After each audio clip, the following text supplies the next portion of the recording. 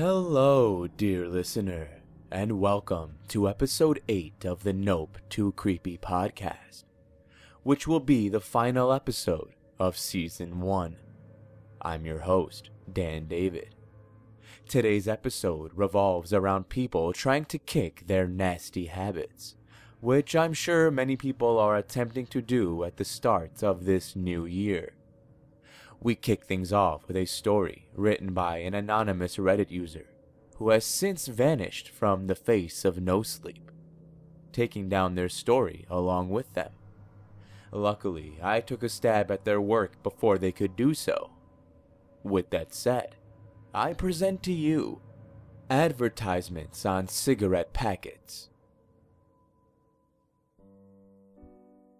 I've been smoking ever since I was 18 years old.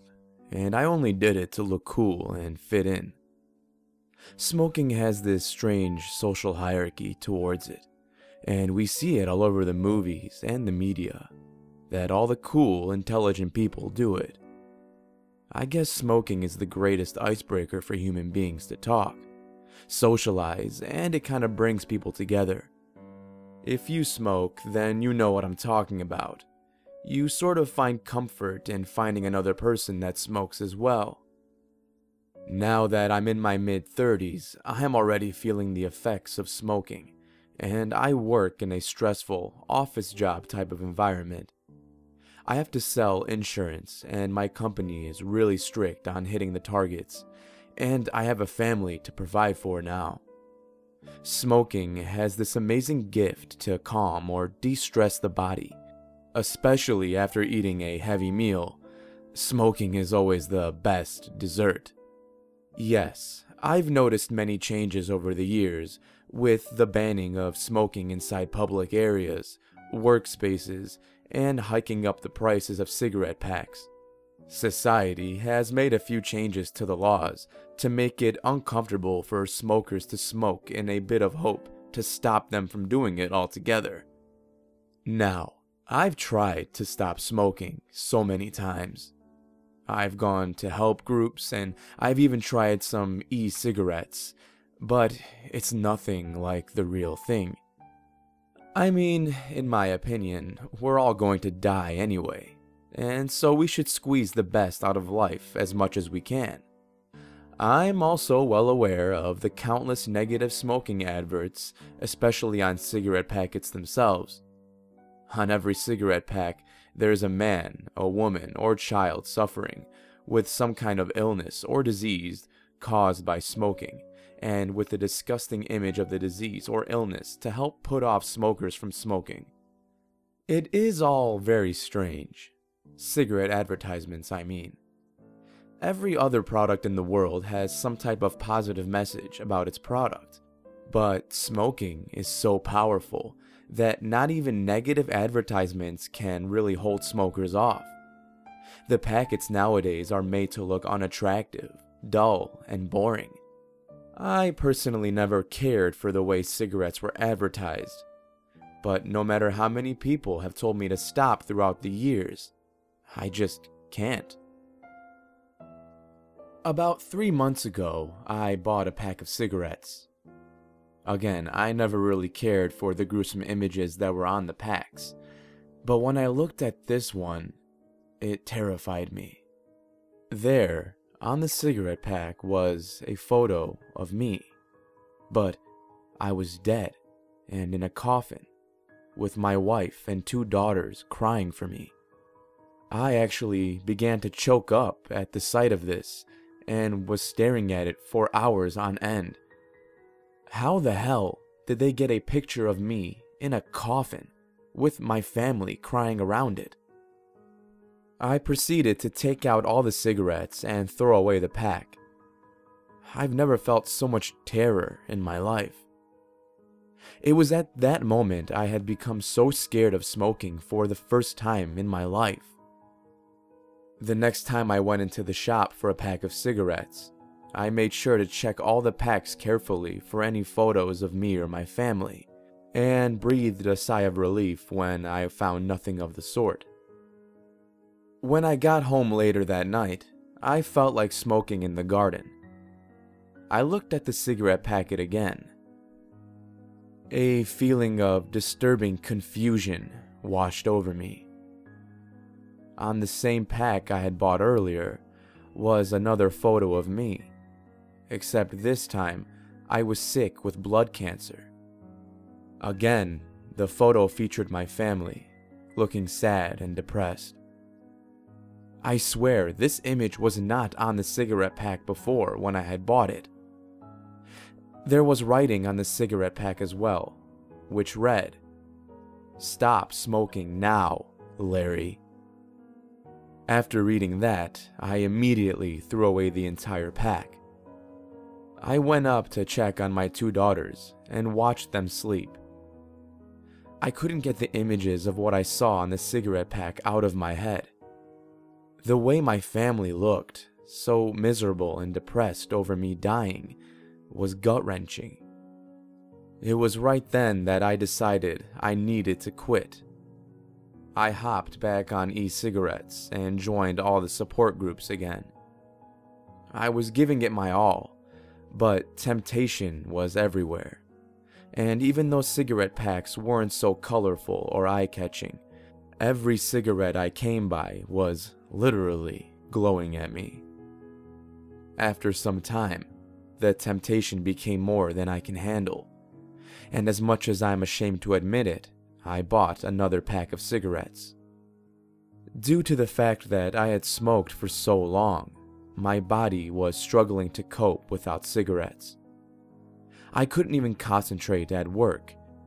I was beginning to get extremely irritated at the smallest things, and I just needed some release. I did try to fill the gap with everything, exercising, carrot sticks, you name it, but I knew nothing was going to hit the spot like a nice, warm smoke. After I broke and bought the new cigarette pack, I recall feeling an immense amount of regret and shame, but I just pushed it all down and ignored it. As I smoked my first cigarette in weeks, I felt so calm and collected. Everything was so calmly silent in that moment. Life felt good, and I was relieved to finally have some smoke in my lungs. Then I started to hear crying. I looked around to see where it was coming from, but I couldn't find anyone around me that was actually crying. The sound grew louder and louder, as if it were coming from multiple people, but as much as I looked, I couldn't find anyone around me that was crying in such a heart-wrenching way. After I began to feel the vibrations in my hand, I realized where the sound was coming from. I raised up my hand and looked at the new cigarette pack I had bought. The image on the pack was actually moving this time. Not just moving, but it actually seemed to be alive.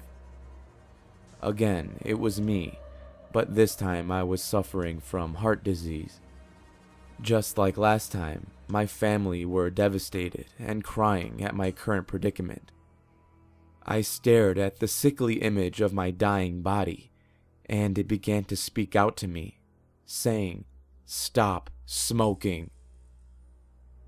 I did try hard to stop, but again, miserably failed. After a while, I began to realize I was hopelessly addicted. It came to the point where I kind of accepted what could happen to me, and as long as no one else got hurt, I could die happy. I continued purchasing new cigarettes, every time ignoring the deathly images of myself on the packs. Then one day, just as I thought nothing could surprise me, one of the images on the packets showed me something completely different.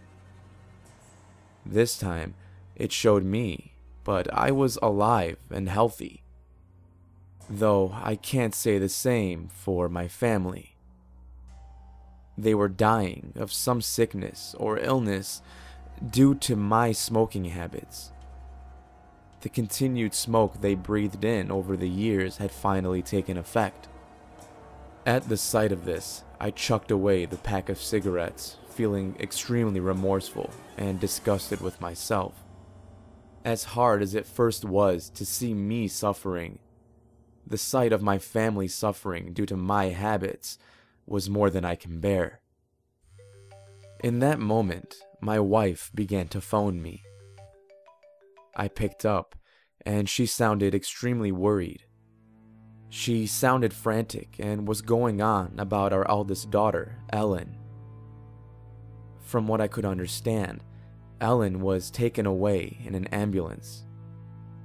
I drove like a maniac towards the hospital she was taken to, and when I arrived, I found myself staring at my family with my eldest daughter in a hospital bed.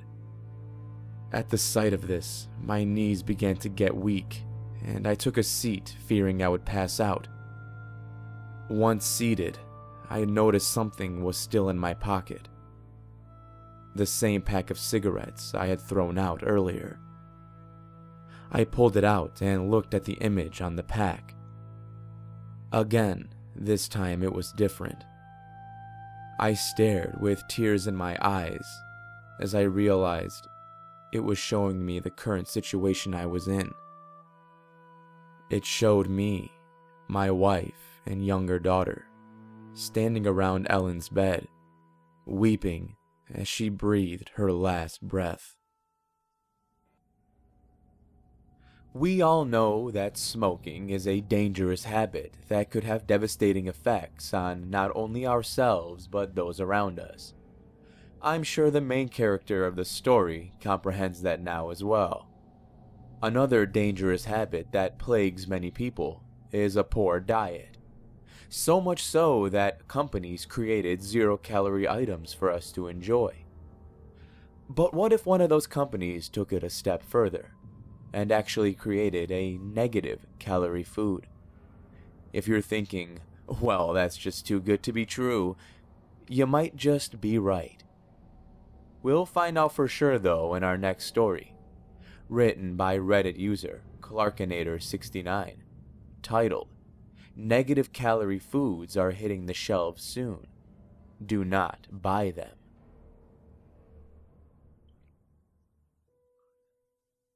Please, take this seriously. I don't have much time, and I need to get this out. I'm telling the truth when I say these foods are the worst consumer items released since cigarettes. They're probably worse. I may not be the chief creator of these foods, but I played a role in their inception. Look, I never meant for them to be bad. I had a noble goal. Well, if allowing people to binge without fear of weight gain is noble, I definitely had some selfish motivation. My desire to the aforementioned. I've always loved junk food. That led to me getting fat as a teenager. I was in denial in high school, but I always knew the truth. After graduating high school, I got my weight under control, losing over 60 pounds. Of course, my love for junk food didn't decline though. I would have a quote cheat day where I ate whatever I wanted, then offset it by dieting on the other days. That worked for a while, but as I got older, it got harder to rebound from those cheat days. Harder to maintain my weight. I got desperate. I didn't want to give up junk food, but I also refused to let myself get fat again. I'm getting off track though. It's time to delve into the warning I have. I'm sure you're aware I'm not alone in my feelings.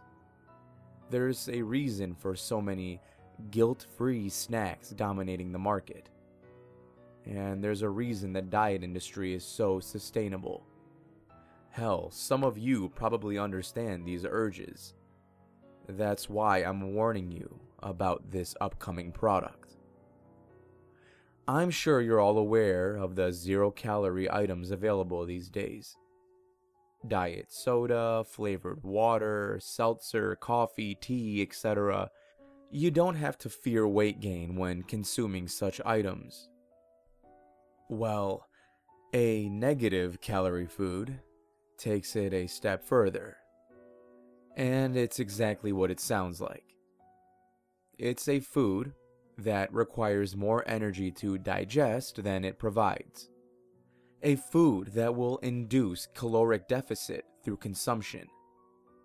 Sounds great, right? Imagine eating chocolate, candy, burgers, and more as much as you please. It'd be the greatest thing since sliced bread. But you know what they say. If it sounds too good to be true, it probably is. I'm going to be honest with you. I don't understand how this food is engineered. There's some fancy chemistry behind it for sure. If I were an egghead, I'd be able to tell you all about the molecular composition of sugars and proteins and whatnot. I'm sure manipulating those things were part of it. I played no role in the actual creation, but I pitched the idea, and I helped oversee the testing. As you may have expected, we used lab rats for the initial tests. We gave them negative calorie cheese. And it sure was a good thing we didn't sample this batch with humans. Simply put, the cheese was far too effective. The rats wasted away and starved. We only gave them a little bit, but it negated the rest of their diet. Attempts to save them failed, as it seemed the cheese screwed up their metabolism.